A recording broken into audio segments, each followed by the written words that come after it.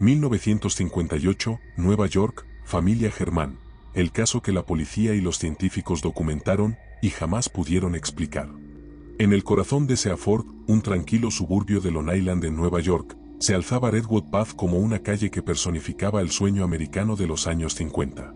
Las casas de estilo colonial, con sus jardines perfectamente cuidados y cercas blancas de madera, albergaban familias prósperas que habían encontrado su lugar en la creciente clase media estadounidense de la posguerra. Era el invierno de 1958 y la nieve recién caída cubría los techos inclinados y los senderos de entrada, creando una postal perfecta de la vida suburbana americana. En el número 1608 de esta calle idílica, una modesta pero elegante casa de 2 plantas se convertiría en el epicentro de uno de los casos de poltergeist más investigados y documentados en la historia de Estados Unidos.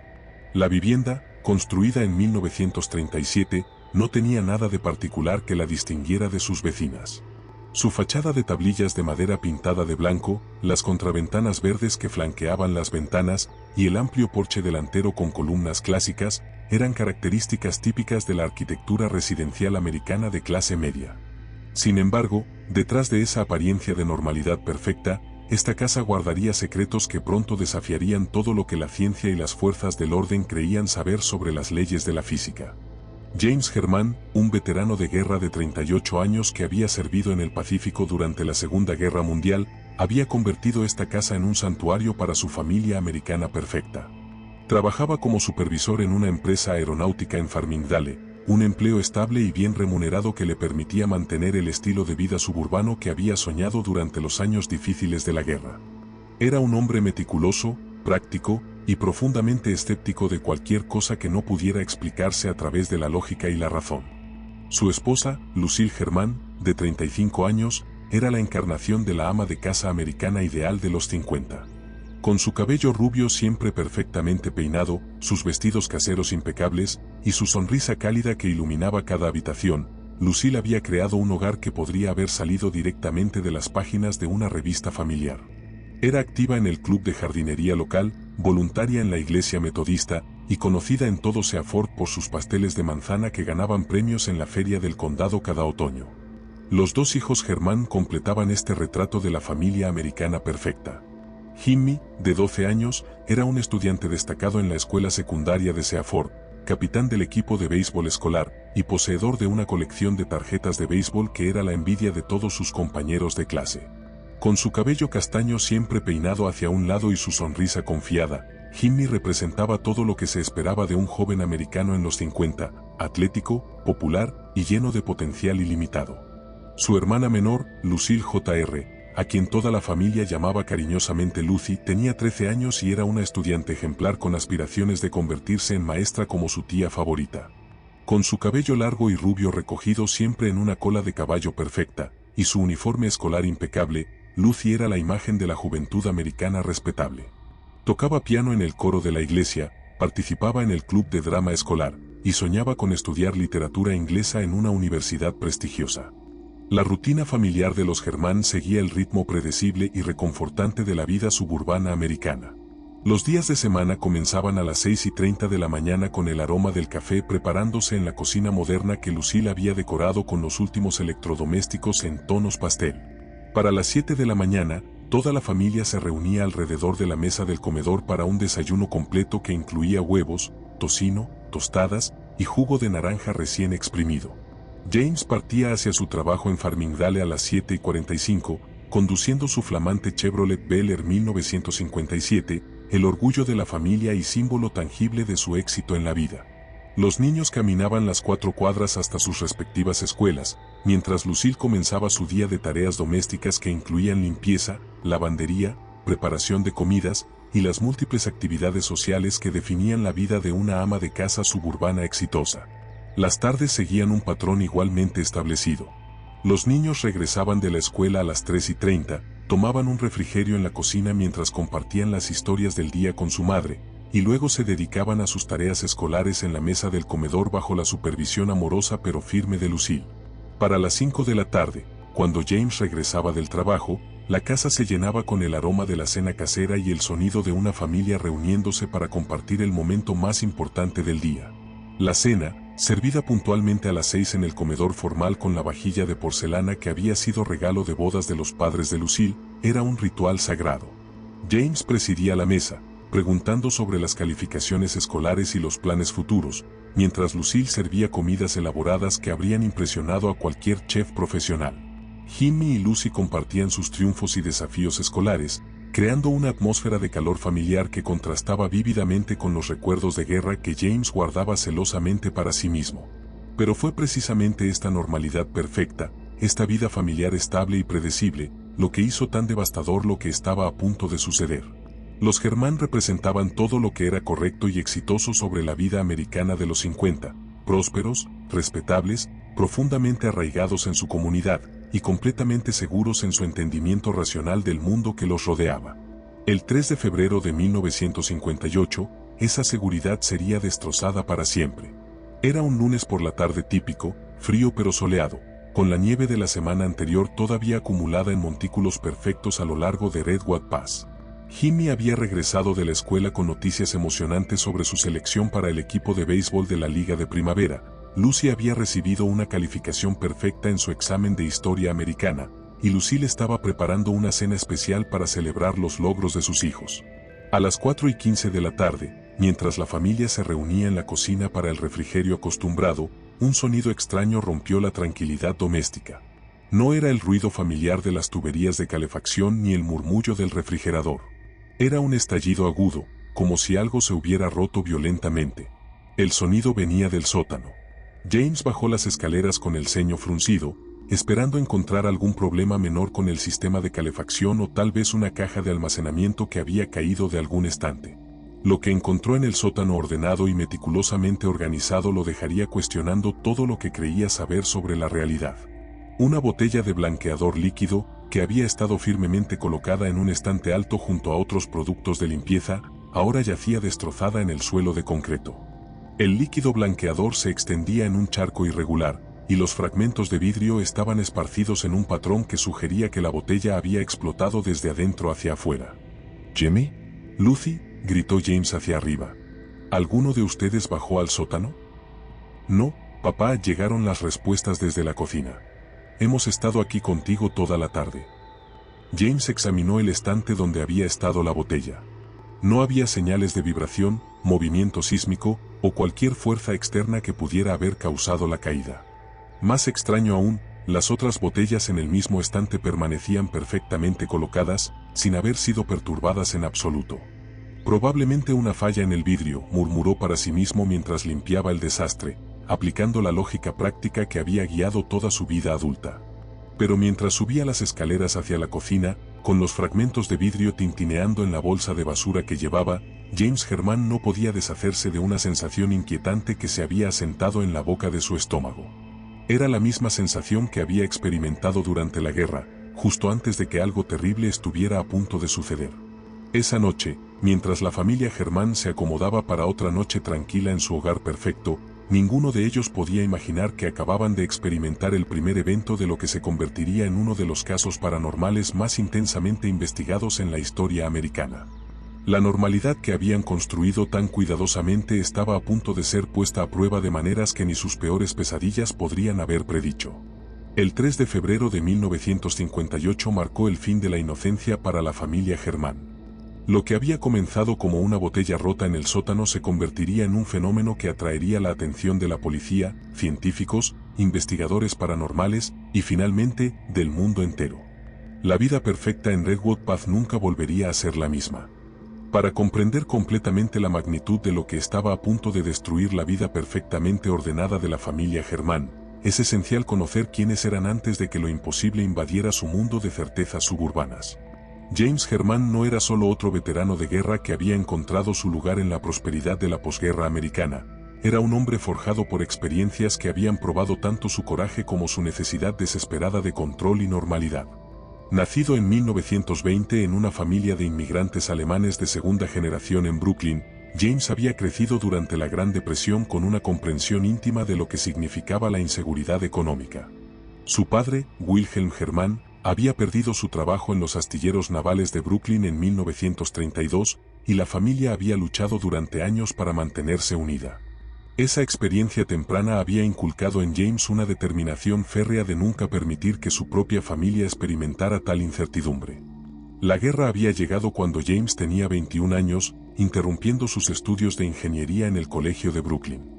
Se había alistado voluntariamente en la Marina en diciembre de 1941, impulsado tanto por patriotismo como por el deseo de probar que un alemán americano podía ser tan leal a Estados Unidos como cualquier otro ciudadano. Sus 4 años en el Pacífico lo habían llevado desde Pearl Harbor hasta las playas de Iwo Jima, experiencias que nunca discutía con su familia pero que habían dejado cicatrices invisibles que influían en cada aspecto de su vida civil. Al regresar a casa en 1945, James había usado los beneficios para veteranos para completar su educación en ingeniería y había conocido a Lucille Anderson en un baile organizado por la iglesia metodista local. Lucille, 5 años menor que él, representaba todo lo que James había soñado durante las noches terribles en las trincheras del Pacífico: belleza americana, estabilidad, la promesa de una vida normal que podía construir y proteger. Lucille Anderson había crecido en una familia estable de clase media en Hempstead, Long Island. Su padre, Robert Anderson, era contador en una firma respetable, y su madre, Dorothy, había sido maestra de escuela primaria antes de casarse. La familia Anderson representaba el ideal americano que había prosperado durante las décadas de 1920 y 30, educados, respetables, profundamente arraigados en valores cristianos y comprometidos con el progreso a través del trabajo duro y la educación. La educación de Lucille había sido ejemplar para los estándares de su época. Se había graduado con honores de la escuela secundaria de Hempstead, donde había sido presidenta del club de drama y secretaria del gobierno estudiantil. Posteriormente había asistido al colegio Hofstra durante 2 años, estudiando educación primaria, antes de abandonar sus estudios para casarse con James en una ceremonia elaborada en la iglesia metodista que había sido el centro social de su vida durante toda su adolescencia. El matrimonio Germán, celebrado el 21 de junio de 1947, había sido el evento social del año en Hempstead. La recepción, realizada en el prestigioso Club de Campo Nassau, había sido atendida por más de 200 invitados, incluyendo colegas de James de la Corporación de Ingeniería Aeronáutica Grumman, donde había conseguido un puesto como supervisor de control de producción después de completar su título. La luna de miel en Cape Cod había establecido el patrón que definiría su matrimonio, James planificando cada detalle con precisión militar, Lucille contribuyendo con gracia social y perfección doméstica, ambos unidos en su compromiso de crear una vida que representara todo lo mejor del ideal americano de la posguerra. La compra de la casa en 1608 Redwood Path en 1949 había sido la culminación de sus sueños compartidos. La propiedad, valorada en $12,500, había requerido cada centavo de sus ahorros más una hipoteca que James calculó meticulosamente que podía pagar sin comprometer su nivel de vida. Era una inversión en más que bienes raíces, era una declaración sobre quiénes eran y que representaban en su comunidad. James había aplicado la misma precisión militar a amueblar su hogar que había usado para planificar desembarcos anfibios durante la guerra. Cada pieza de mobiliario había sido cuidadosamente seleccionada para proyectar prosperidad sin ostentación, calidad sin extravagancia. El juego de sala de caoba había costado $650, una suma significativa pero justificada por su durabilidad y la impresión que causaba en los visitantes. Su trabajo en Grumman Aircraft había proporcionado tanto seguridad financiera como satisfacción personal. Como supervisor de control de producción para la línea de montaje de los nuevos aviones de combate que la compañía estaba desarrollando para la Fuerza Aérea, James era responsable de asegurar que los procesos de manufactura complejos fluyeran suavemente desde el diseño inicial hasta la entrega final. Era trabajo desafiante que requería tanto experiencia técnica como habilidades de liderazgo, y James había ganado el respeto tanto de sus superiores como de los trabajadores bajo su supervisión. Los ingresos de James habían crecido constantemente desde 1947. Su salario inicial de $3,200 anuales había aumentado a $5,800 para 1958, posicionando a la familia Germán firmemente en la clase media americana. Este ingreso permitía las comodidades que definían su estilo de vida, los últimos electrodomésticos para Lucille, lecciones de música y equipo deportivo para los niños, vacaciones anuales a Cape Cod y la capacidad de entretener graciosamente en su hogar. Lucille había cumplido todas las expectativas de la perfecta ama de casa suburbana con una eficiencia que habría impresionado a cualquier corporación. Sus días comenzaban a las 6 de la mañana con la preparación del desayuno que incluía jugo de naranja recién exprimido, huevos perfectamente cocidos, tocino crujiente y tostadas hechas con pan que ella horneaba 2 veces por semana. Su cocina se había convertido en un laboratorio donde experimentaba con nuevas recetas de revistas de hogar, creando comidas que eran tanto nutritivas como visualmente atractivas. Sus logros domésticos se extendían mucho más allá de la cocina. Mantenía la casa en un estado de preparación perpetua para visitantes inesperados, con cada superficie pulida, cada pieza de ropa planchada y apropiadamente guardada, y cada habitación arreglada como si estuviera esperando documentación fotográfica para una revista. Su jardín había ganado premios del club de jardinería local durante 3 años consecutivos, presentando rosas que cultivaba con la misma precisión que James aplicaba a su trabajo. Socialmente, Lucille se había convertido en una figura central en las redes comunitarias que definían la vida suburbana. Servía como tesorera de la Asociación de Padres y Maestros en ambas escuelas a las que asistían sus hijos, organizaba campañas de caridad para la Iglesia Metodista y hospedaba reuniones mensuales del club de lectura del vecindario en su sala de estar. Su reputación por el entretenimiento gracioso había hecho que las invitaciones a cenar en la casa Germán fueran muy codiciadas entre su círculo social. Jimmy Germán había heredado tanto la mente analítica de su padre como la gracia social de su madre, creando una personalidad que prometía potencial ilimitado. En la escuela, consistentemente ganaba calificaciones excelentes en matemáticas y ciencias mientras también sobresalía en deportes que requerían tanto habilidad física como pensamiento estratégico. Su destreza en béisbol había atraído la atención de entrenadores de escuela secundaria, y había comenzado a discutir posibilidades de becas atléticas a universidades prestigiosas. Sus intereses se extendían más allá del atletismo. Jimmy había desarrollado una fascinación con la electrónica, pasando horas en el taller del sótano que James había establecido, construyendo radios de cristal y experimentando con circuitos eléctricos simples. Era un pasatiempo que complacía tremendamente a James, viendo en su hijo un futuro ingeniero potencial que podría unirse a él en la industria aeroespacial que se expandía rápidamente durante los 50. Socialmente, Jimmy era todo lo que los padres podían esperar en un hijo adolescente. Era lo suficientemente popular para ser invitado a todos los eventos sociales importantes, pero lo suficientemente responsable para nunca decepcionar las expectativas de sus padres. Sus amigos fueron cuidadosamente seleccionados de familias que compartían valores similares, y nunca dio a James o Lucille causa para preocuparse por su juicio o carácter. Lucy Germán había emergido como un reflejo perfecto de la gracia de su madre combinada con una curiosidad intelectual que la distinguía de sus compañeros. Su rendimiento académico era excepcional en todas las materias, pero particularmente sobresalía en literatura e historia, a menudo pasando horas discutiendo libros con su madre, quien había mantenido su amor por la lectura a pesar de abandonar su educación formal. Sus habilidades musicales se habían desarrollado rápidamente desde que comenzó las lecciones de piano a los 6 años. Ahora podía interpretar piezas complejas de compositores clásicos y había comenzado a escribir sus propias composiciones, melodías simples que capturaban el espíritu optimista que caracterizaba su personalidad. Su maestra de piano, la señora Eleanor Whitman, había sugerido que Lucy poseía suficiente talento para considerar dedicarse seriamente a la música, tal vez incluso asistir a un conservatorio después de completar la escuela secundaria.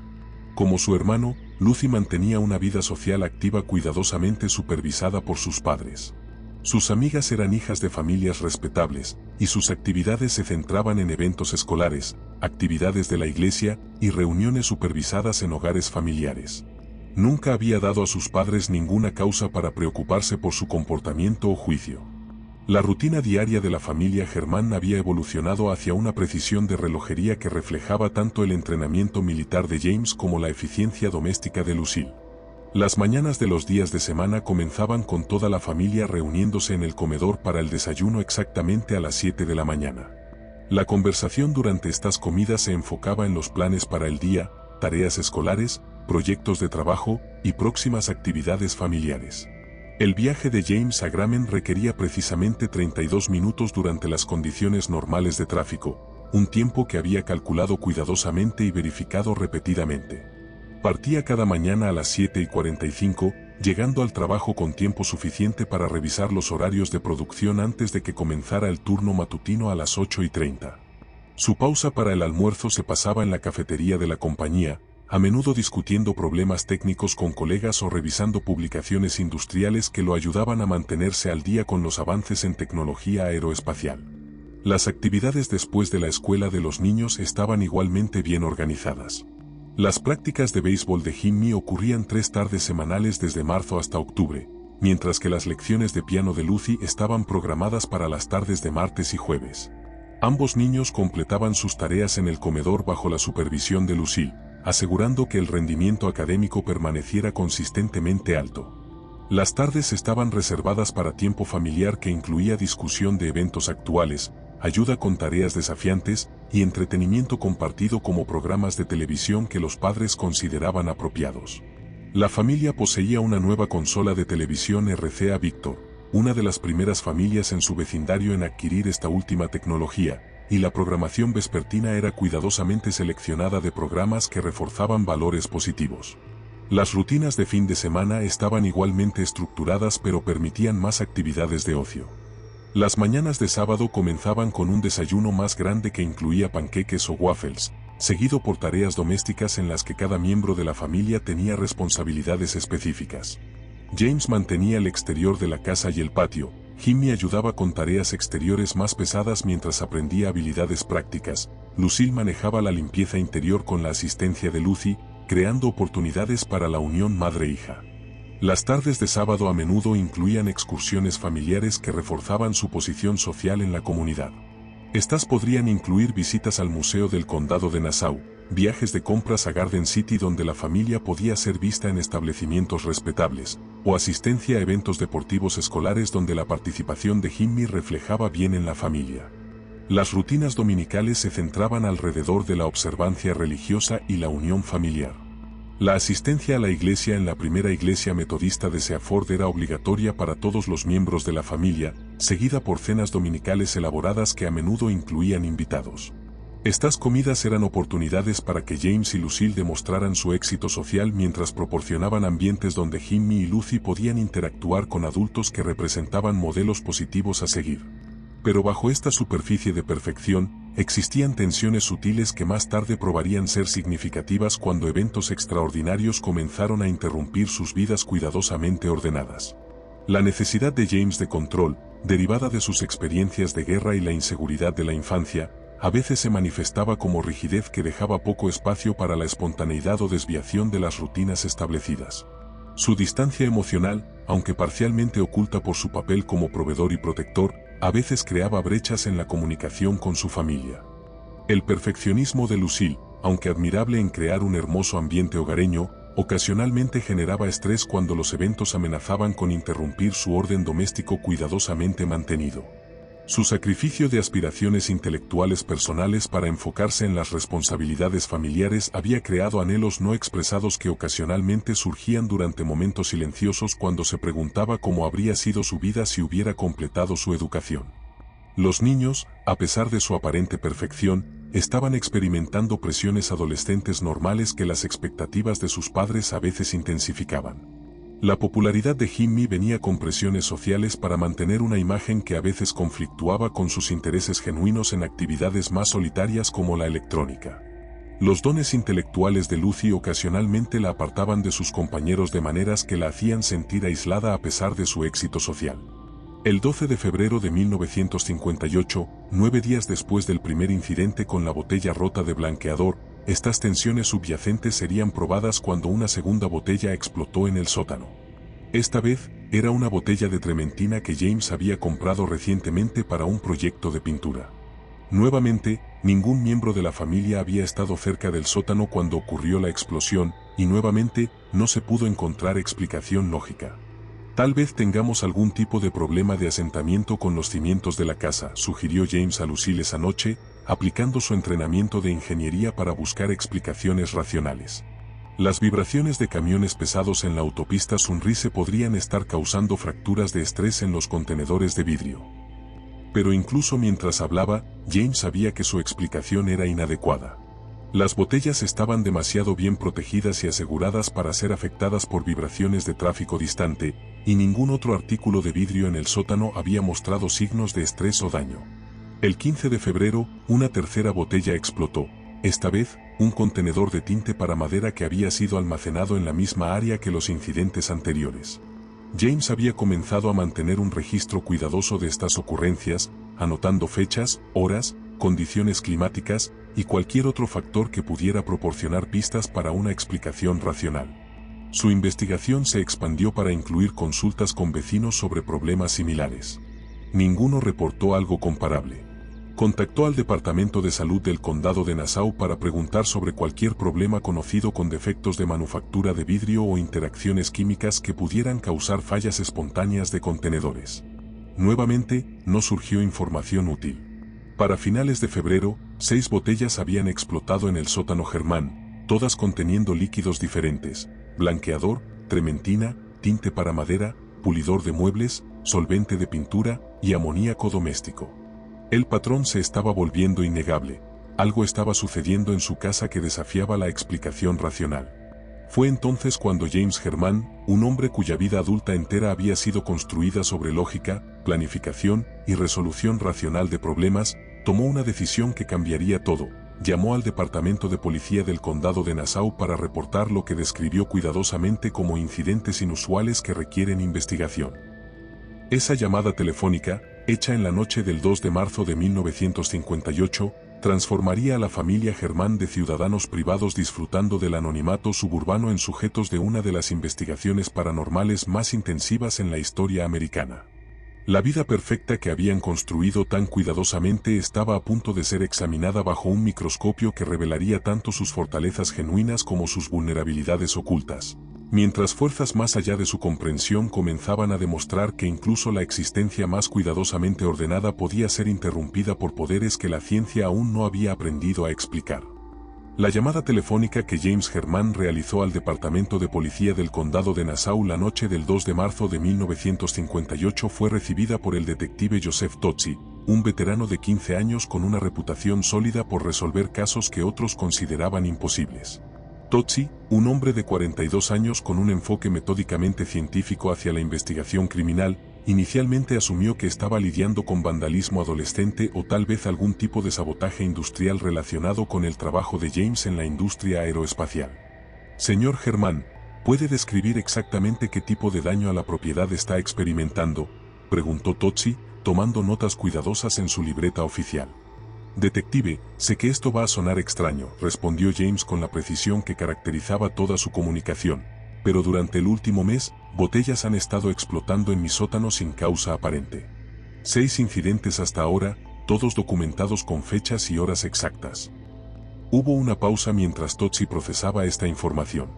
En 15 años de trabajo policial, había investigado robos, asaltos, fraude y toda variedad de crímenes domésticos, pero nunca había recibido un reporte sobre botellas que explotaban espontáneamente. ¿Ha notado evidencia de entrada forzada a su propiedad? ¿Algún indicio de que alguien más tenga acceso a su casa? Absolutamente ninguno, respondió James firmemente. He revisado cada entrada posible múltiples veces. Todas las ventanas del sótano están aseguradas desde adentro, las puertas permanecen cerradas con llave, y no hay evidencia de perturbación en ningún otro lugar de la casa. Tozzi programó una visita para la mañana siguiente, pero antes de que pudiera completar su investigación inicial, los eventos en 1608 Redwood Path escalaron de manera que cambiaría completamente la naturaleza del caso. El 3 de marzo, aproximadamente a las 2:30 de la tarde, mientras Jimmy y Lucy estaban en la escuela y James en el trabajo, Lucille estaba preparando la cena en la cocina cuando escuchó un estruendo que venía de la sala de estar. Corrió para investigar y encontró que una lámpara de mesa de cerámica, que había estado firmemente colocada en una mesita auxiliar junto al sofá, ahora yacía hecha pedazos en el centro de la alfombra. Pero la lámpara estaba a más de 2 metros de distancia, le explicaría más tarde Lucille al detective Tozzi. No había manera de que pudiera haber caído desde la mesa hasta donde la encontré. Y no había viento, no había vibración, no había nada que pudiera haberla movido. Más perturbador aún fue lo que Lucille encontró cuando examinó los fragmentos. La lámpara no se había roto como si hubiera caído, parecía haber explotado desde adentro, con fragmentos esparcidos en un patrón radial que sugería una fuerza interna considerable. Esa misma tarde, cuando James regresó del trabajo, otra botella había explotado en el sótano, esta vez una de aceite de linaza que había comprado recientemente para un proyecto de restauración de muebles. pero lo que encontró en el sótano lo preocupó más que las explosiones anteriores. Los fragmentos de vidrio no estaban simplemente esparcidos aleatoriamente. Parecían haber sido organizados en un patrón circular perfecto, como si una fuerza invisible hubiera tomado tiempo para arreglar las piezas en una formación deliberada y simétrica. Lucille, dijo James esa noche después de que los niños se habían ido a dormir, creo que necesitamos considerar la posibilidad de que alguien esté entrando a nuestra casa cuando no estamos aquí. Pero incluso mientras hablaba, ambos sabían que esa explicación no tenía sentido. ¿Qué tipo de intruso rompería lámparas y botellas solo para arreglar los fragmentos en patrones extraños? ¿Y cómo podrían entrar y salir sin dejar rastro en una casa que James había asegurado con la misma precisión militar que aplicaba a todo en su vida? El 4 de marzo, cuando el detective Tozzi llegó para su investigación inicial, fue recibido por una familia que había pasado una noche sin dormir. Durante las primeras horas de la mañana, habían escuchado sonidos que no podían explicar, pasos pesados en el ático, cuando sabían que nadie estaba arriba, puertas que se abrían y cerraban en habitaciones vacías, y lo más inquietante de todo, el sonido de cristales rompiéndose que los enviaba corriendo por toda la casa solo para encontrar que nada había sido dañado. Detective Tozzi, dijo James mientras guiaba al oficial a través de la casa, soy un ingeniero. Mi trabajo requiere pensamiento lógico y solución de problemas basada en evidencia. Lo que está sucediendo en esta casa desafía toda explicación racional que puedo concebir. Tozzi, un investigador experimentado con un saludable escepticismo hacia afirmaciones extraordinarias, comenzó su examen con la suposición de que encontraría una explicación mundana. Revisó todas las ventanas y puertas en busca de evidencia de entrada forzada. Examinó el sistema de plomería para determinar si las fluctuaciones de presión podrían causar vibraciones capaces de romper cristales. Investigó la posibilidad de actividad sísmica menor que pudiera no haber sido detectada por instrumentos oficiales. Después de 3 horas de investigación meticulosa, Tozzi no había encontrado ninguna explicación convencional para los eventos que la familia había reportado.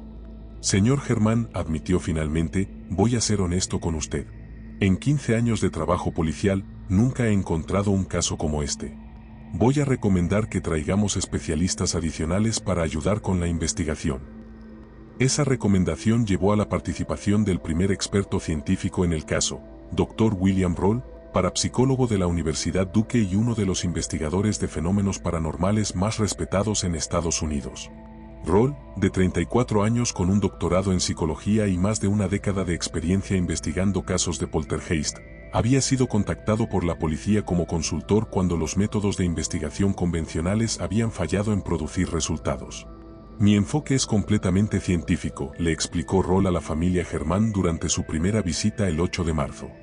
No asumo que algo es paranormal hasta que todas las explicaciones naturales han sido exhaustivamente investigadas y descartadas. Sin embargo, el Dr. Roll no tuvo que esperar mucho para presenciar fenómenos que desafiarían sus propios marcos científicos. Durante su segunda noche de observación en la casa Germán, Roll estaba sentado en la sala de estar con James y Lucille, discutiendo los eventos recientes, cuando una serie de incidentes ocurrieron que documentó meticulosamente en su registro oficial.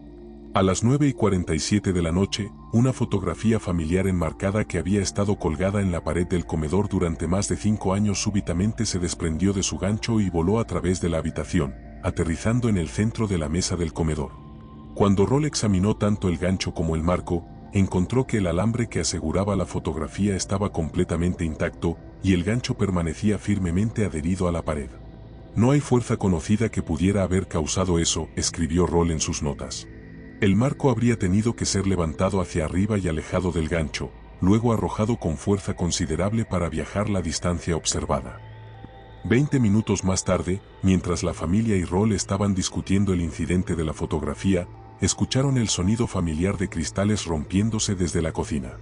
La investigación reveló que un frasco de mermelada que había estado en el refrigerador había aparecido de alguna manera en el mostrador y explotado, cubriendo la superficie con fragmentos de vidrio y conservas. La puerta del refrigerador estaba cerrada y asegurada cuando ocurrió el incidente, anotó Roll.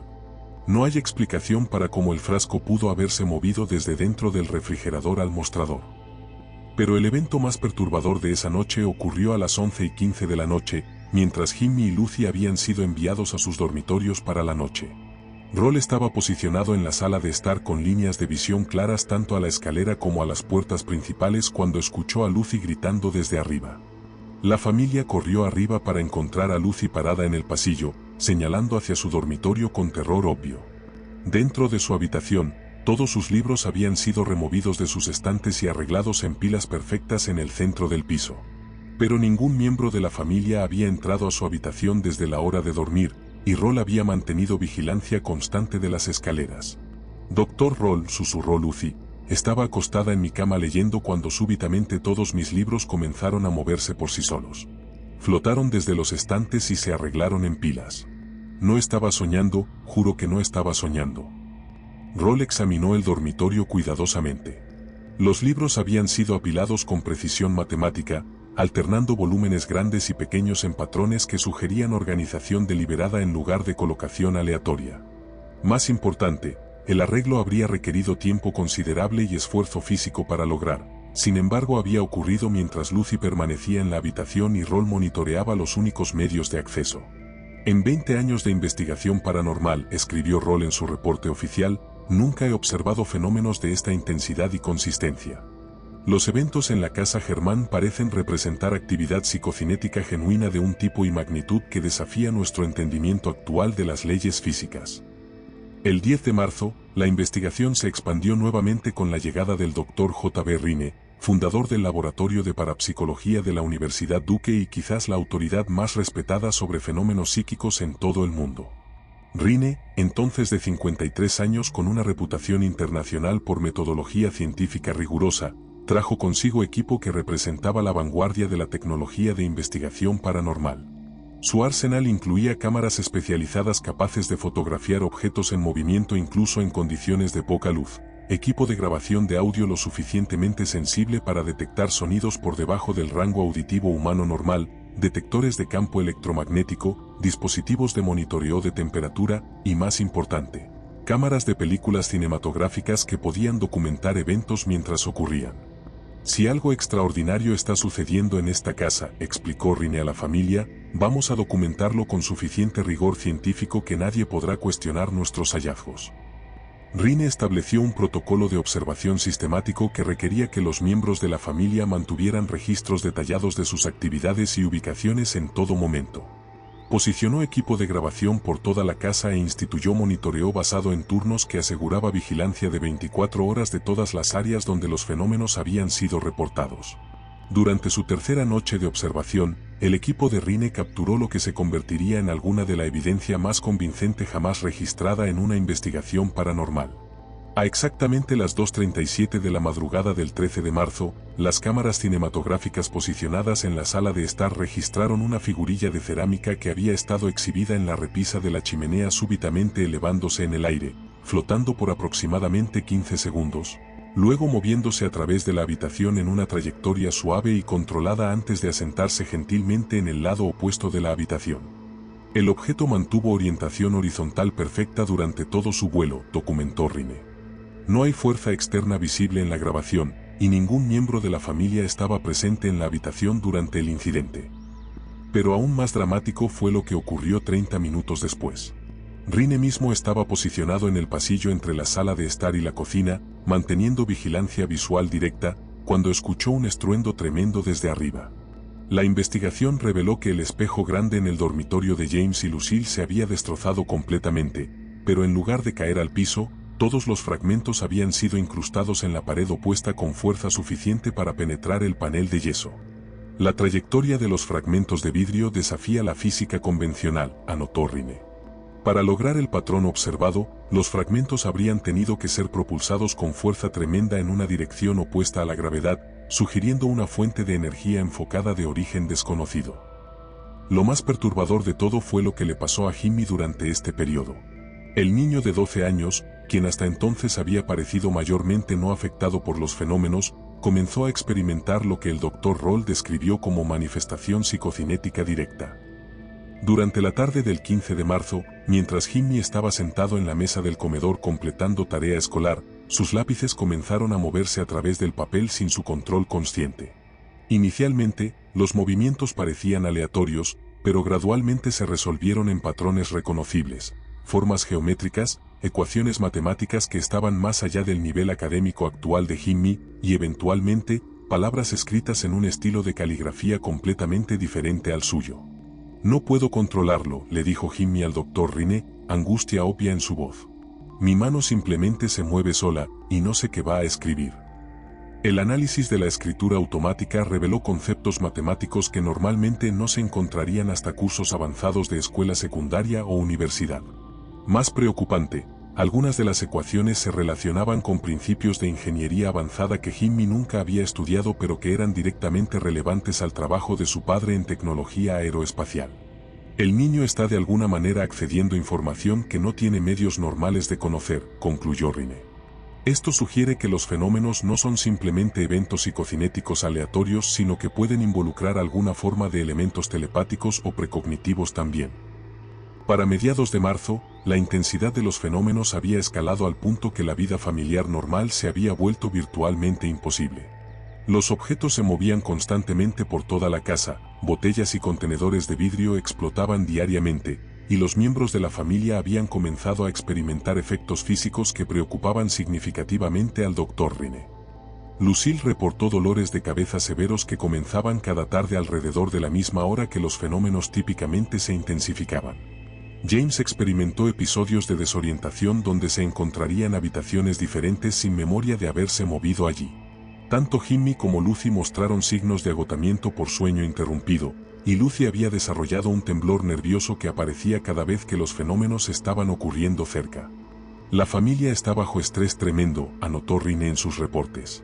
La exposición extendida a actividad psicocinética de alta intensidad puede estar teniendo efectos físicos y psicológicos acumulativos que podrían volverse peligrosos si no se abordan.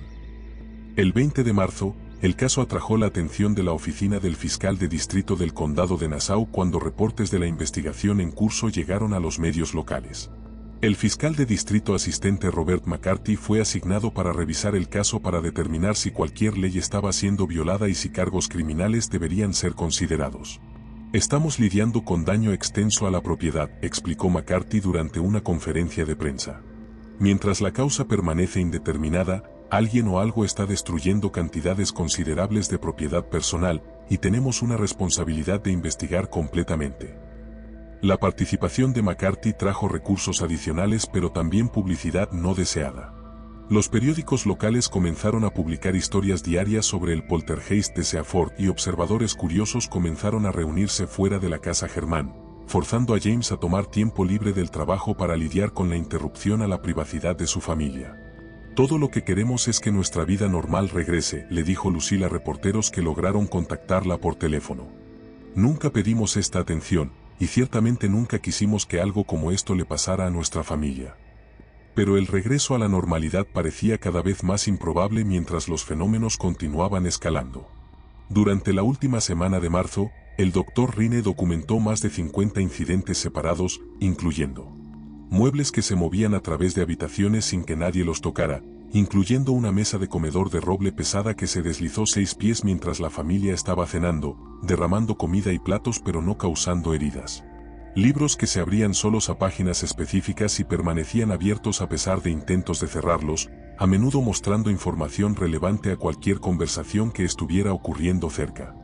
Llamadas telefónicas a la casa Germán donde nadie estaba al otro lado, pero sonidos extraños podían escucharse, susurros en idiomas que ningún miembro de la familia reconocía, ruidos mecánicos que sonaban como maquinaria, y ocasionalmente, lo que parecían ser voces de otros miembros de la familia incluso cuando esos individuos estaban parados cerca. Agua que aparecía misteriosamente en habitaciones donde no existía plomería, formando charcos en formas geométricas exactas que persistían incluso después de limpieza repetida. Fluctuaciones de temperatura que podían medirse precisamente con instrumentos, incluyendo áreas de la casa donde la temperatura bajaba 40 grados en cuestión de segundos, creando condensación visible y escarcha durante clima primaveral cálido. Lo que estamos documentando aquí va más allá de cualquier tipo conocido de actividad poltergeist, escribió Rinne en su reporte de resumen. La complejidad, intensidad y variedad de fenómenos sugieren que estamos lidiando con fuerzas que pueden representar categorías completamente nuevas de manifestación psíquica. El 28 de marzo, los fenómenos alcanzaron una intensidad que forzó al Dr. Rinne a hacer una recomendación sin precedentes. evacuación temporal de la familia mientras investigadores especializados de universidades a través del país pudieran estudiar la casa bajo condiciones controladas. Por la seguridad de la familia, explicó Rinne a James y Lucille, creo que sería aconsejable que se queden en otro lugar mientras intentamos entender y documentar lo que está pasando aquí. Pero la evacuación resultaría innecesaria. Durante la noche del 29 de marzo, algo cambió fundamentalmente en la casa en 1608 Redwood Path. Ya fuera debido al agotamiento de cualquier fuerza que fuera responsable, intervención por la investigación del Dr. Rinne, o algún otro factor que permanecía misterioso, los fenómenos comenzaron a disminuir tanto en frecuencia como en intensidad. Para el 1 de abril, solo incidentes menores estaban ocurriendo, sonidos inexplicables ocasionales, objetos que se encontrarían en posiciones ligeramente diferentes, e instancias raras de fluctuaciones de temperatura. Por primera vez en casi 2 meses, la familia Germán pudo dormir durante una noche entera sin interrupción. Pero permanecían preguntas que atormentarían a los investigadores por décadas. ¿Qué había causado que actividad psicocinética tan intensiva se manifestara en un hogar previamente normal? ¿Por qué había cesado tan súbitamente como había comenzado? ¿Y qué implicaban estos eventos sobre la naturaleza de la realidad misma y los límites de lo que la ciencia humana podía explicar? El caso Germán había terminado oficialmente, pero las preguntas que había planteado apenas estaban comenzando. En los años venideros, se convertiría en un caso de estudio en universidades alrededor del mundo, un punto de referencia para investigadores paranormales, y un misterio que continuaría desafiando todo intento de explicación racional. Para la familia Germán, la vida nunca sería completamente la misma. Habían experimentado algo que cambió fundamentalmente su entendimiento de lo que era posible en el mundo, y esa experiencia los acompañaría por el resto de sus vidas. El caso que había comenzado con una simple botella rota se había convertido en uno de los fenómenos paranormales más documentados en la historia americana, dejando detrás un legado de preguntas que la ciencia aún está tratando de responder más de 60 años después. El 1 de abril de 1958 debería haber marcado el fin de la pesadilla para la familia Germán. Los fenómenos habían disminuido significativamente, y por primera vez en semanas, la casa en 1608 Redwood Path había experimentado varias noches consecutivas de relativa calma. Sin embargo, lo que la familia y los investigadores no sabían era que esta pausa no representaba el final, sino simplemente el ojo de una tormenta paranormal que estaba a punto de regresar con una furia renovada y una intensidad que superaría todo lo que habían presenciado anteriormente.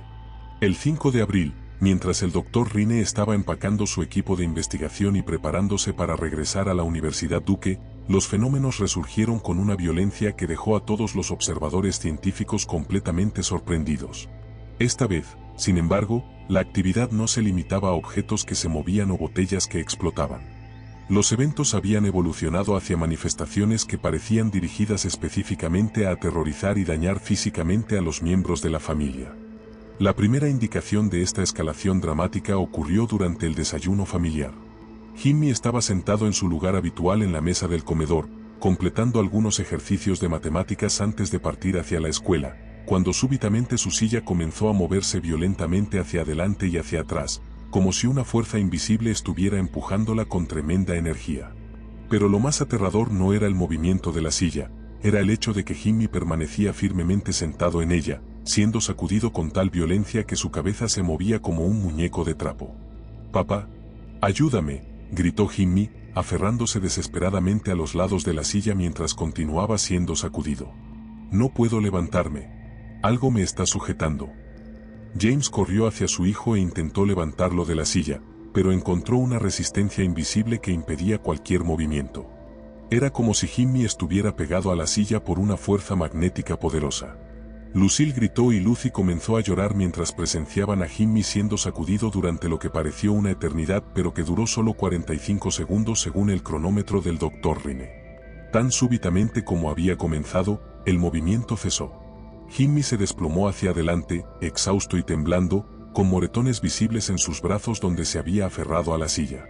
El Dr. Rinne, quien había presenciado todo el evento y lo había documentado en vídeo, posteriormente describió el incidente como el caso más claro de fuerza paranormal aplicada directamente a un ser humano que he observado en mi carrera. Pero este incidente fue solo el comienzo de lo que se convertiría en una semana de terror absoluto para la familia Germán. El 7 de abril, mientras Lucille estaba preparando el almuerzo en la cocina, todos los cuchillos del bloque de cuchillos de madera comenzaron a salir solos de sus ranuras y a flotar en el aire alrededor de ella. No era un movimiento gentil como habían presenciado con otros objetos. Los cuchillos se movían con movimientos rápidos y agresivos, cortando el aire cerca de su cara y cuerpo con una precisión que parecía deliberadamente amenazante. «James, ven rápido», gritó Lucille, agachándose y cubriéndose la cabeza mientras los cuchillos continuaban volando alrededor de ella. Cuando James llegó corriendo a la cocina, encontró a su esposa acurrucada en el suelo mientras 8 cuchillos de varios tamaños flotaban en círculos perfectos aproximadamente a 1,5 metros del suelo, creando un patrón hipnótico pero terríficamente peligroso. El Dr. Rine, quien había sido llamado inmediatamente, llegó con su equipo de grabación justo a tiempo para documentar los últimos minutos del evento. Sus cámaras capturaron imágenes que se convertirían en algunas de las evidencias más controvertidas en la historia de la investigación paranormal: cuchillos suspendidos en el aire sin soporte visible, moviéndose en patrones que desafiaban la gravedad y toda explicación física conocida. La velocidad y precisión del movimiento de los objetos sugiere una inteligencia directriz, escribió Rine en su reporte de emergencia enviado a la Universidad Duke esa misma noche. Los cuchillos no se movían aleatoriamente, parecían estar siguiendo un patrón específico diseñado para crear máximo terror psicológico sin causar daño físico real. El 9 de abril trajo un evento que cambiaría fundamentalmente la comprensión de todos sobre la naturaleza de los fenómenos. Lucy estaba en su habitación preparándose para dormir cuando súbitamente comenzó a hablar con una voz que no era la suya. No era simplemente un cambio de tono, era literalmente la voz de otra persona saliendo de la garganta de una niña de 13 años. «Mi nombre es Thomas Harwell», dijo la voz profunda y masculina a través de Lucy. «Morí en esta casa en 1904. He estado esperando tanto tiempo para poder hablar».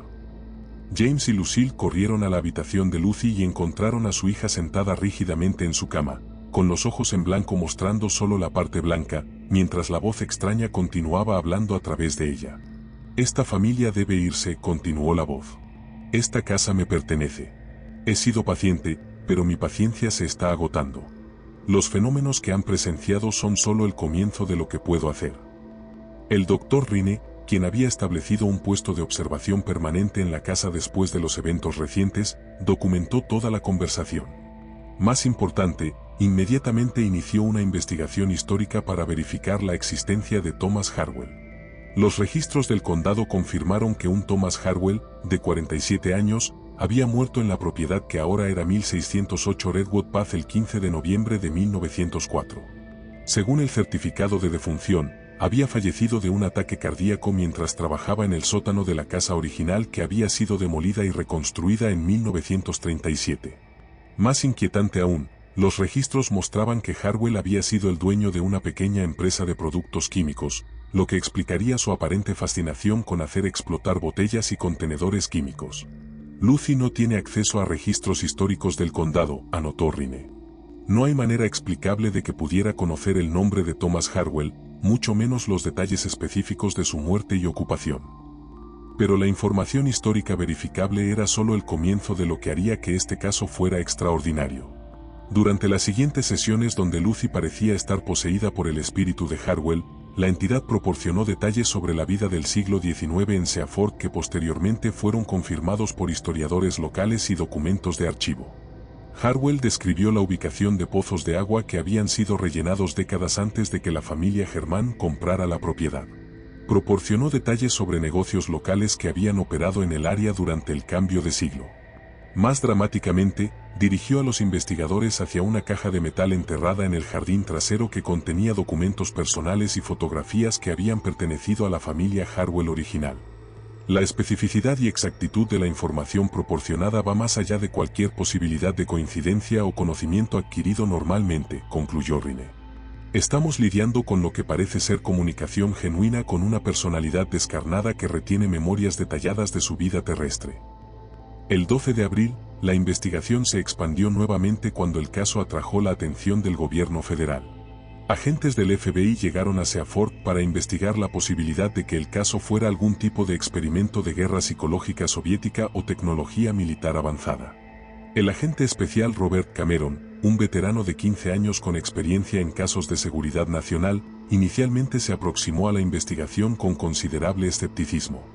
Hemos visto informes de actividad inusual que podrían indicar el uso de tecnología sónica o electromagnética experimental, explicó Cameron a la familia Germán durante su primera reunión. Necesitamos descartar la posibilidad de que esto sea algún tipo de ataque dirigido o experimento no autorizado. Sin embargo, después de 3 días de investigación intensiva utilizando los detectores más avanzados disponibles para el gobierno estadounidense en 1958, Cameron y su equipo no encontraron evidencia de ninguna fuente externa de energía electromagnética, sónica o radiológica que pudiera explicar los fenómenos observados. Señor Germán, admitió Cameron antes de partir, he investigado casos que involucran las tecnologías militares más clasificadas disponibles para nuestro gobierno. Lo que está ocurriendo en su casa está más allá de cualquier capacidad conocida de cualquier nación en la Tierra. El dictamen del FBI añadió credibilidad oficial al caso, pero también intensificó la atención mediática de maneras que la familia no había anticipado. Reporteros de periódicos nacionales, estaciones de radio, e incluso las primeras cámaras de televisión comenzaron a aparecer en Redwood Path, convirtiendo la vida privada de la familia Germán en un espectáculo público. El 15 de abril, la cobertura mediática alcanzó un punto crítico cuando la revista Life envió a su equipo de fotografía más experimentado para documentar los fenómenos. Los fotógrafos Alan Grant y Ralph Morse, veteranos que habían cubierto la Segunda Guerra Mundial y eventos noticiosos importantes, llegaron con la expectativa de exponer lo que asumían sería un fraude elaborado. Hemos visto todo tipo de trucos y engaños, le dijo Grant a James Germán durante la configuración inicial. Si hay algo real sucediendo aquí, lo documentaremos. Si es un truco, también lo descubriremos. Durante 5 días consecutivos, Grant y Morse fotografiaron la casa Germán usando todos los métodos disponibles para detectar trucos fotográficos o manipulación. Utilizaron múltiples cámaras simultáneamente, fotografías de exposición larga, flash estroboscópico de alta velocidad y lentes especializados diseñados para revelar cuerdas, espejos o cualquier otro método de crear ilusiones. Sus fotografías, publicadas en la edición del 5 de mayo de 1958 de la revista Life, mostrarían objetos claramente suspendidos en el aire sin soporte visible, muebles moviéndose a través de habitaciones vacías y lo más dramático, una secuencia de tiempo transcurrido que mostraba a Jimmy Germán siendo levantado de su cama y flotando horizontalmente por el aire durante varios segundos antes de ser depositado gentilmente en el suelo. Hemos examinado estas fotografías con cada método de análisis disponible, escribió Grant en el artículo acompañante. No encontramos evidencia de manipulación, trucos o falsificación. Si estos eventos son artificiales, están siendo producidos por métodos que están más allá de nuestra capacidad de detectar o explicar. Pero quizás el aspecto más perturbador de la investigación de Life fue lo que documentaron sobre los efectos físicos y psicológicos que los fenómenos estaban teniendo en la familia Germán. Fotografías médicas tomadas por especialistas mostraron que tanto Jimmy como Lucy habían desarrollado síntomas físicos extraños, marcas circulares rojas en sus brazos que aparecían y desaparecían sin explicación, fluctuaciones dramáticas en temperatura corporal que podían medirse objetivamente, y episodios de lo que los médicos describieron como disociación temporal, donde los niños parecían perder conciencia del tiempo transcurrido. Los niños están mostrando signos de estrés psicológico extremo, reportó el Dr. Harold Whitman, psiquiatra infantil que fue llamado para evaluar la salud mental de Jimmy y Lucy. Pero también están exhibiendo síntomas físicos que no corresponden a ningún trastorno psicológico conocido. Hay evidencia de que algo está afectando sus sistemas nerviosos de maneras que no podemos explicar médicamente. El 18 de abril trajo el evento más dramático registrado hasta ese momento. Durante una sesión de observación nocturna que incluía al Dr. Rine, representantes del FBI, los fotógrafos de Life y la familia completa, todos los fenómenos que habían sido documentados durante las semanas anteriores ocurrieron simultáneamente. A las 11:37 de la noche, toda la casa pareció erupcionar en actividad paranormal coordinada. En la sala de estar, muebles comenzaron a deslizarse por el piso en patrones circulares perfectos. En la cocina, todos los gabinetes se abrieron y cerraron repetidamente en secuencia rítmica. En el sótano, 20 botellas nuevas que el Dr. Rine había colocado específicamente para pruebas explotaron simultáneamente, creando un estruendo que se escuchó en toda la cuadra. Pero lo más extraordinario de todo fue lo que le sucedió a la familia durante este evento. Jimmy y Lucy comenzaron a flotar simultáneamente, elevándose desde sus camas hasta una altura de aproximadamente 1 metro, donde permanecieron suspendidos durante 43 segundos completos mientras las cámaras documentaban todo desde múltiples ángulos.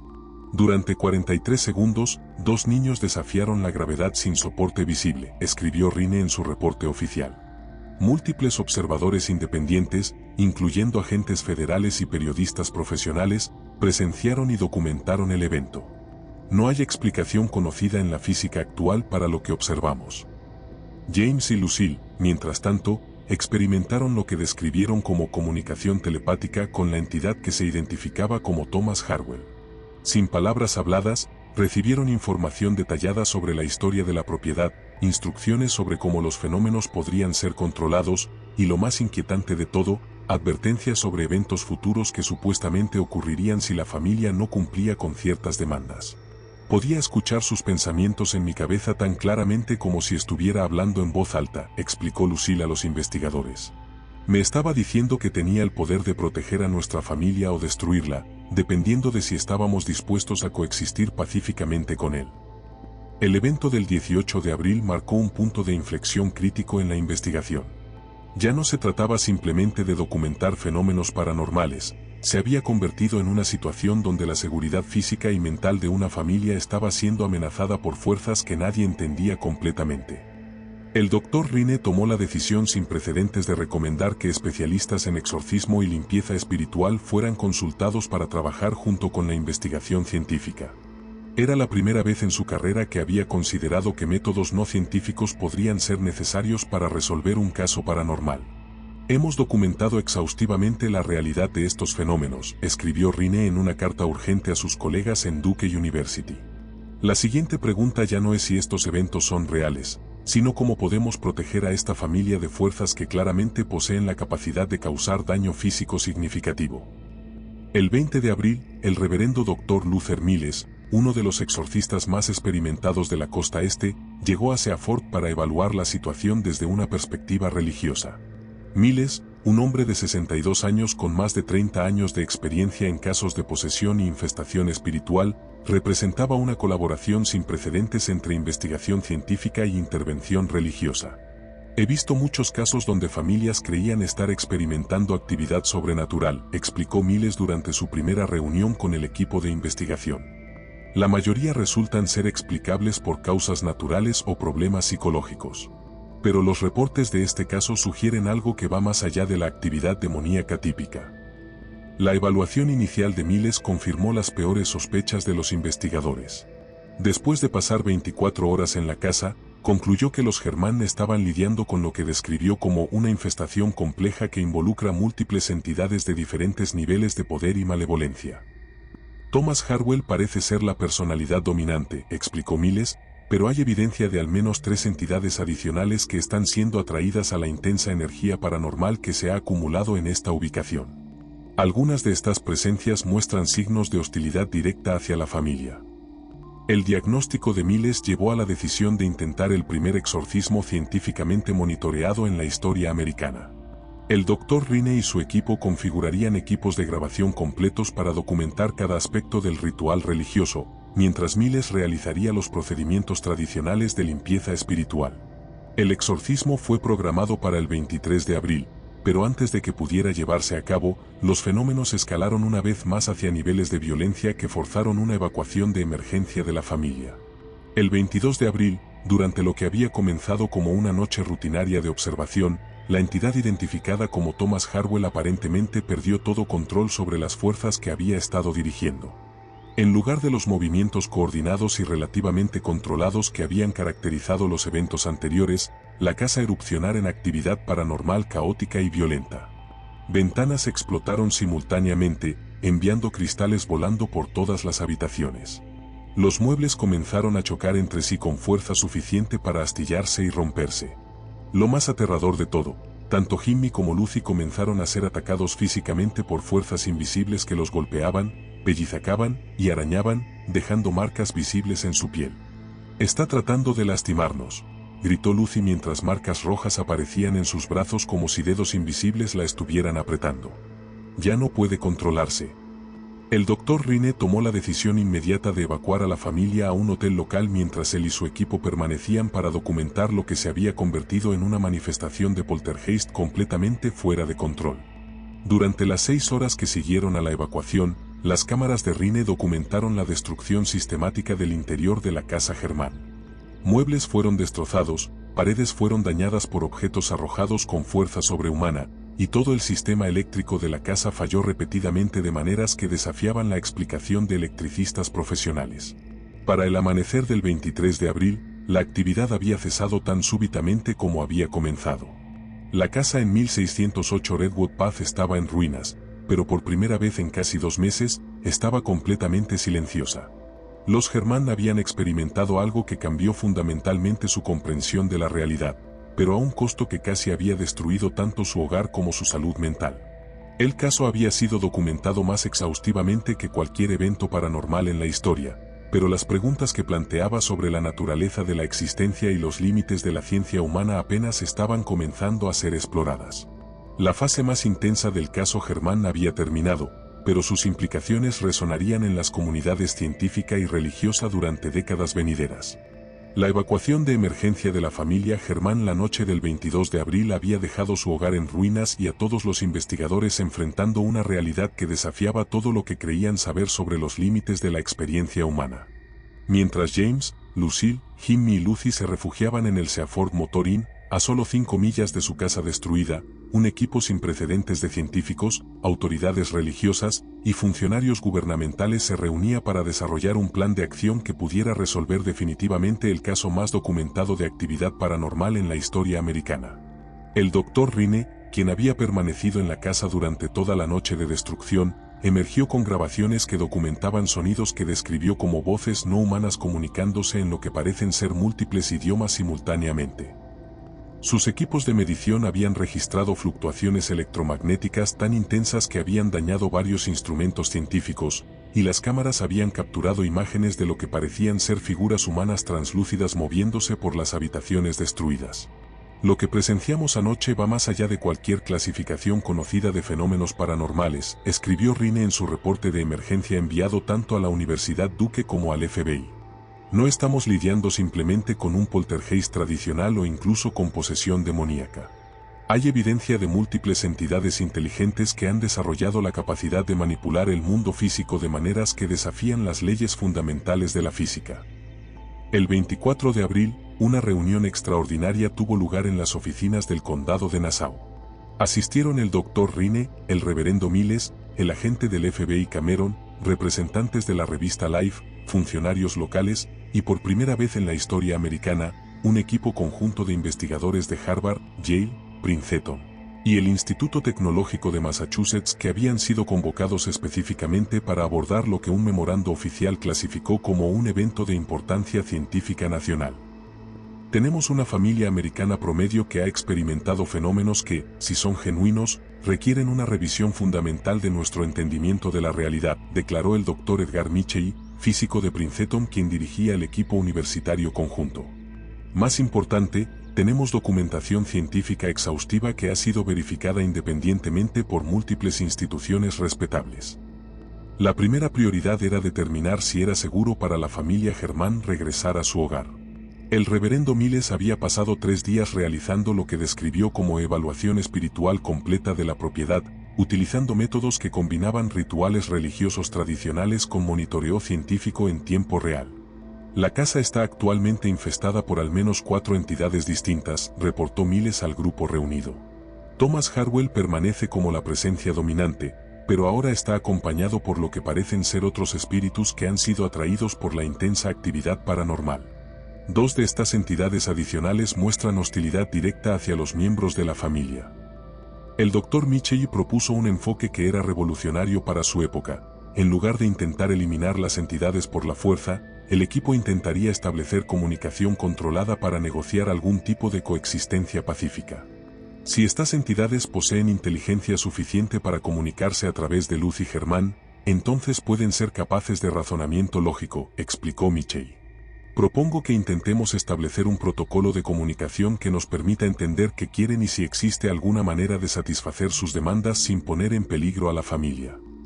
El 26 de abril, se realizó la primera sesión de comunicación controlada en la historia de la investigación paranormal americana. Lucy Herman, bajo cuidadosa supervisión médica y psicológica, fue colocada en un estado de trance ligero mientras equipos científicos monitoreaban cada aspecto de sus signos vitales y actividad cerebral.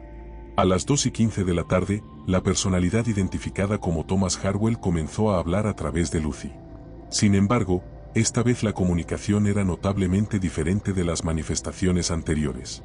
La voz era más clara, más controlada, y parecía genuinamente deseosa de resolver el conflicto.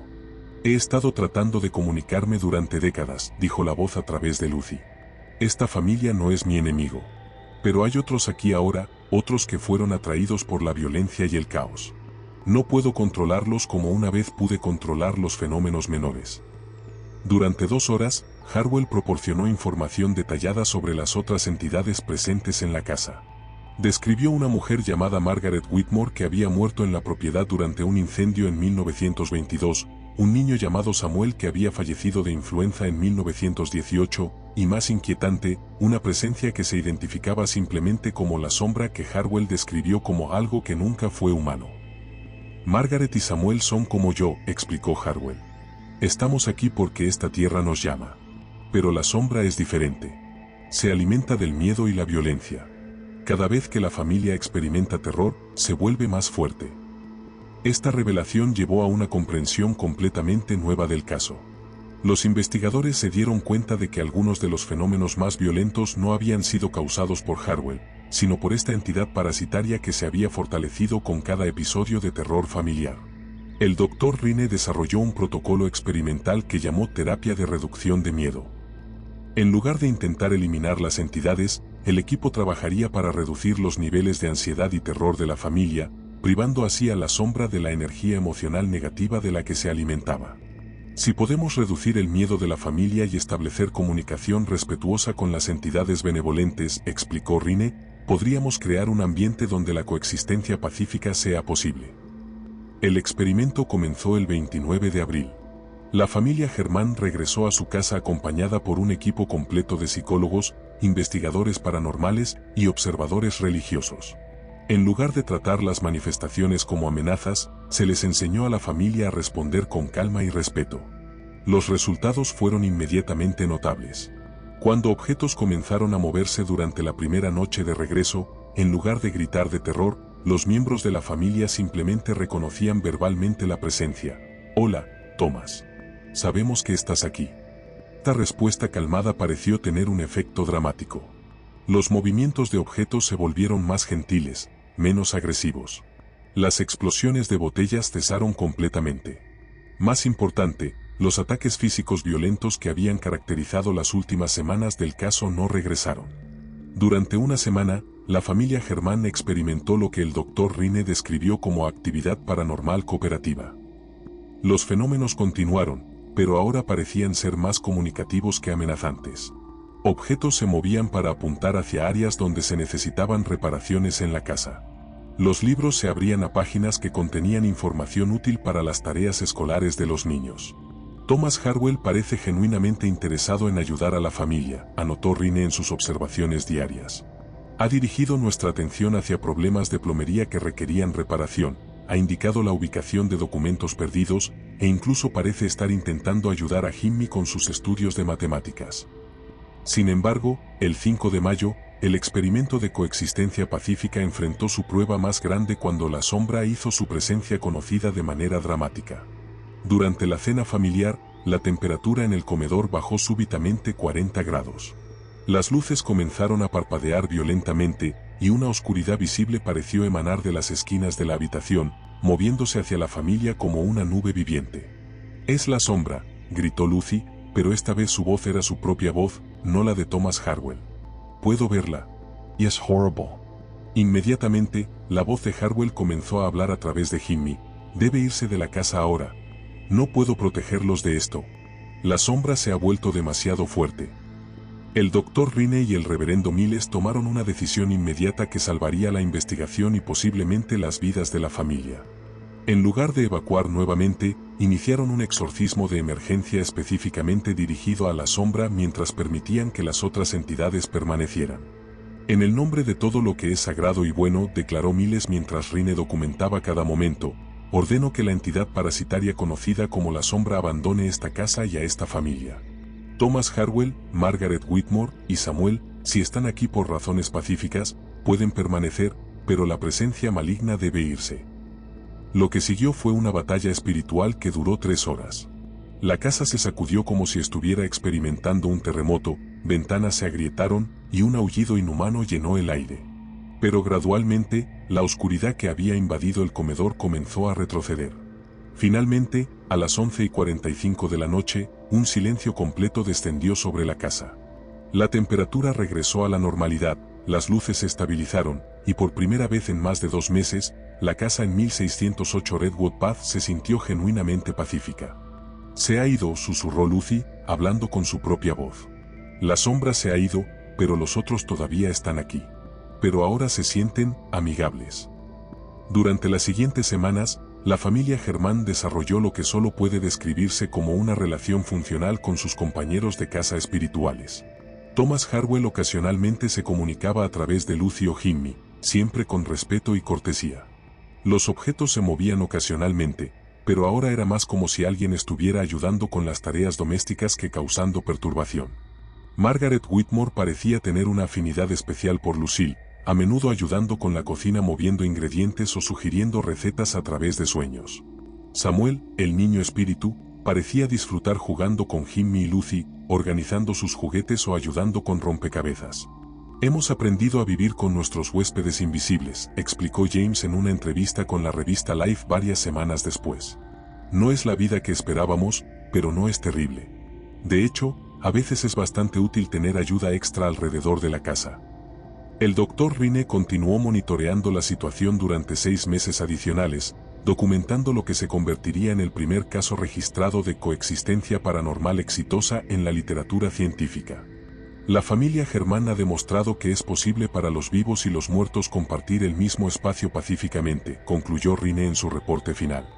Esto requiere respeto mutuo, comunicación abierta y la eliminación de elementos genuinamente malevolentes que pueden explotar la situación.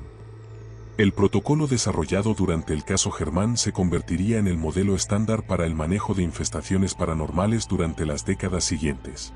En lugar de asumir automáticamente que toda actividad espiritual debe ser eliminada, investigadores aprendieron a distinguir entre entidades benevolentes y malevolentes, y a trabajar hacia soluciones que beneficiaran a todas las partes involucradas. Para octubre de 1958, los fenómenos en la casa Germán habían disminuido a manifestaciones ocasionales y gentiles. La familia había retomado su rutina normal, con la única diferencia siendo que ahora incluían a sus huéspedes espirituales en sus consideraciones diarias. Buenas noches, Thomas. Buenas noches, Margaret. Buenas noches, Samuel se había convertido en parte de la rutina de dormir familiar, y según todos los reportes, esta cortesía era correspondida con protección y asistencia benevolente. El caso que había comenzado con terror y destrucción había terminado con una lección profunda sobre la posibilidad de entendimiento y coexistencia, incluso entre mundos que la ciencia apenas estaba comenzando a entender. La familia Germán había no solo sobrevivido a lo imposible, sino que había encontrado una manera de prosperar junto a ello, estableciendo un precedente que cambiaría para siempre el campo de la investigación paranormal. Más de 65 años después de que los primeros golpes resonaran en el sótano de 1608 Redwood Path, el caso Germán permanece como uno de los fenómenos paranormales más exhaustivamente documentados y científicamente verificados en la historia mundial. Lo que comenzó como botellas rotas en un sótano suburbano se convirtió en un evento que redefinió los límites entre ciencia y espiritualidad, estableciendo protocolos que aún se utilizan en investigaciones paranormales contemporáneas. La familia Germán continuó viviendo en su casa de Seaford hasta 1975, 17 años después de que comenzaran los fenómenos. Durante esos años, mantuvieron la coexistencia pacífica que habían negociado con sus compañeros de casa espirituales. Los visitantes ocasionales reportaron experiencias menores, puertas que se abrían solas para huéspedes, objetos perdidos que aparecían en lugares convenientes, y la sensación reconfortante de presencias benevolentes que cuidaban la casa. James Germán, quien falleció en 1991 a los 71 años, nunca abandonó su perspectiva científica sobre los eventos. En sus últimas entrevistas, insistía en que aunque no podía explicar lo que había sucedido, estaba completamente seguro de que había sido real. Soy ingeniero, declaró en una entrevista de 1988. Mi carrera entera se basó en lógica, evidencia y método científico. Lo que experimentamos en nuestra casa desafió todo eso, pero no puedo negar lo que presencié con mis propios ojos y lo que fue documentado por docenas de investigadores profesionales. Lucille Germain vivió hasta los 92 años, falleciendo en 2015. En sus últimos años, frecuentemente hablaba de Thomas Harwell, Margaret Whitmore y Samuel como si fueran miembros extendidos de la familia. Según sus nietos, hasta el final de su vida, Lucille ponía un cuarto lugar en la mesa durante las cenas de acción de gracias para Thomas, por si decide acompañarnos. Jimmy Germain se convirtió en ingeniero electrónico, siguiendo los pasos profesionales de su padre. Ahora de 78 años y jubilado, vive en Florida y rara vez discute los eventos de su infancia. Sin embargo, en una entrevista excepcional concedida en 2020, reflexionó sobre cómo la experiencia había influido en su comprensión del mundo. Aprendí muy joven que la realidad es mucho más compleja de lo que la mayoría de la gente imagina, explicó Jimmy. Esa experiencia me enseñó a mantener una mente abierta sobre lo que es posible, lo cual creo que me hizo mejor científico e ingeniero. Lucy Germain se convirtió en pianista profesional y maestra de música, dedicando su carrera a la educación artística de niños. Ahora de 79 años, vive en Vermont y mantiene que su habilidad para comunicarse con las entidades durante su adolescencia desarrolló su sensibilidad musical de maneras que beneficiaron toda su carrera. Cuando podías escuchar voces que otros no podían oír, desarrollas un oído muy fino para matices sutiles, explicó Lucy en una entrevista de 2019.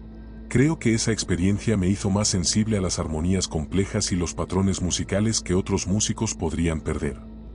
La casa en 1608 Redwood Path cambió de propietarios en 1975 cuando la familia Germain se mudó a una vivienda más pequeña después de que Jimmy y Lucy se fueran a la universidad. Los nuevos residentes, la familia Johnson, fueron informados completamente sobre la historia de la propiedad antes de la compra.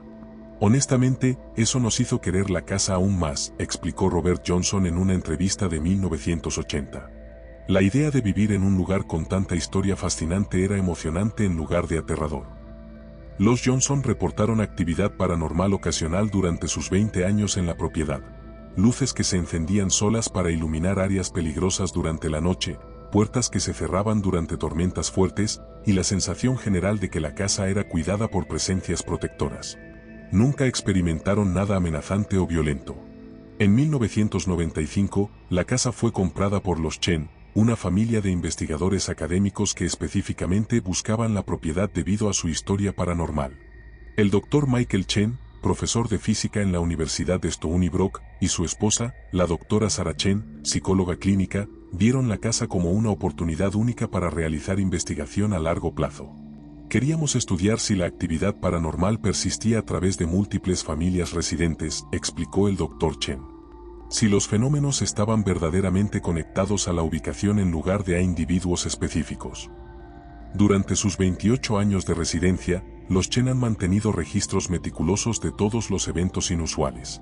Sus hallazgos, publicados en varias revistas académicas, confirman actividad paranormal continua pero completamente benevolente.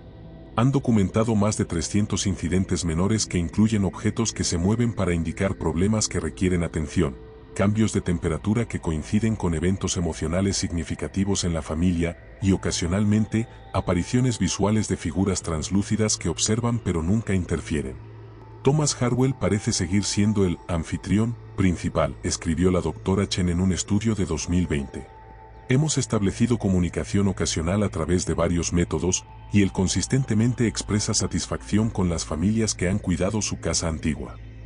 El legado científico del caso Germain se extiende mucho más allá de la propiedad individual. Los protocolos desarrollados por el Dr. Rine durante la investigación se convirtieron en estándares internacionales para investigación paranormal. Su enfoque de documentación múltiple, verificación independiente y comunicación respetuosa con entidades ha sido adoptado por investigadores en más de 40 países. La Universidad Duke estableció el Instituto Germain para Estudios Paranormales en 1975, financiado parcialmente por una donación de la familia en memoria de su experiencia. El instituto ha investigado más de 2.000 casos durante casi 50 años, utilizando metodologías desarrolladas inicialmente durante los eventos de Seaford. El caso Germán demostró que era posible aplicar rigor científico genuino a fenómenos paranormales, explicó la doctora Elizabeth Morrison, directora actual del instituto. Estableció que estos eventos podían ser estudiados objetivamente sin perder su profundidad o significado. Sin embargo, el caso también generó controversia significativa dentro de la comunidad científica mainstream.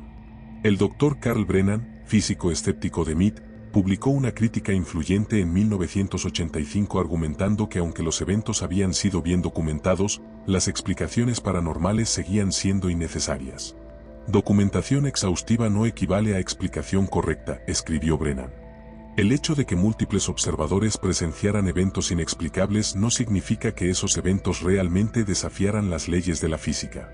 Simplemente significa que no entendemos completamente qué las causó. La respuesta del Dr. Rine, publicada el mismo año, se convirtió en un documento fundamental en el debate científico sobre fenómenos paranormales. El Dr. Brennan solicita explicaciones alternativas pero no proporciona ninguna. Después de 60 años de análisis por algunos de los científicos más brillantes del mundo, ninguna explicación convencional ha sido propuesta que pueda abarcar la totalidad de la evidencia documentada. Este debate continúa hasta el día de hoy. Una encuesta realizada en 2020 entre físicos profesionales mostró que 37% consideran el caso Germán como evidencia válida de fenómenos que requieren revisión de nuestro entendimiento actual de la física, mientras que 51% mantienen que explicaciones convencionales eventualmente serán descubiertas. En 2010, la Sociedad Americana de Investigación Psíquica designó oficialmente la Casa Germán como sitio de importancia histórica paranormal, la primera designación de este tipo en Estados Unidos. Una placa discreta en el jardín delantero lee: en esta casa, entre 1958 y 1975, eventos extraordinarios expandieron nuestra comprensión de los límites de la experiencia humana.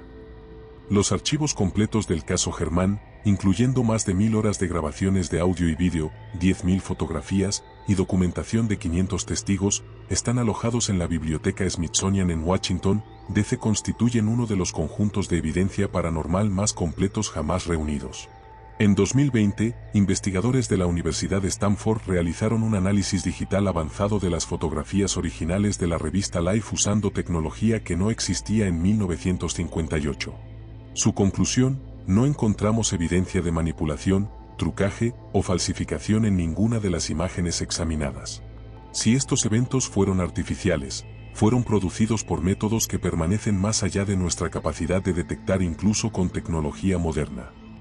Tal vez la pregunta más intrigante que permanece del caso Germán no es si los eventos fueron reales, sino que implican sobre la naturaleza de la consciencia después de la muerte física. Si Thomas Harwell, Margaret Whitmore y Samuel realmente persistieron como entidades conscientes después de la muerte corporal, ¿qué dice eso sobre nuestras suposiciones fundamentales sobre la mortalidad y la continuidad de la identidad personal? El Dr. James Tucker, psiquiatra de la Universidad de Virginia que ha estudiado extensivamente los archivos Germán, ofreció una perspectiva que resume el significado duradero del caso, independientemente de cómo uno interprete estos eventos. Representan algunas de las evidencias más convincentes jamás documentadas de que la consciencia puede persistir independientemente del cerebro físico. Eso tiene implicaciones profundas no solo para nuestra comprensión de la muerte, sino para nuestra comprensión de qué significa ser humano.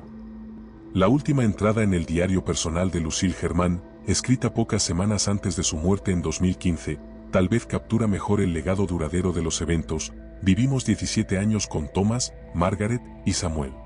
No eran fantasmas aterradores, eran vecinos de otro tiempo que simplemente necesitaban que alguien los reconociera.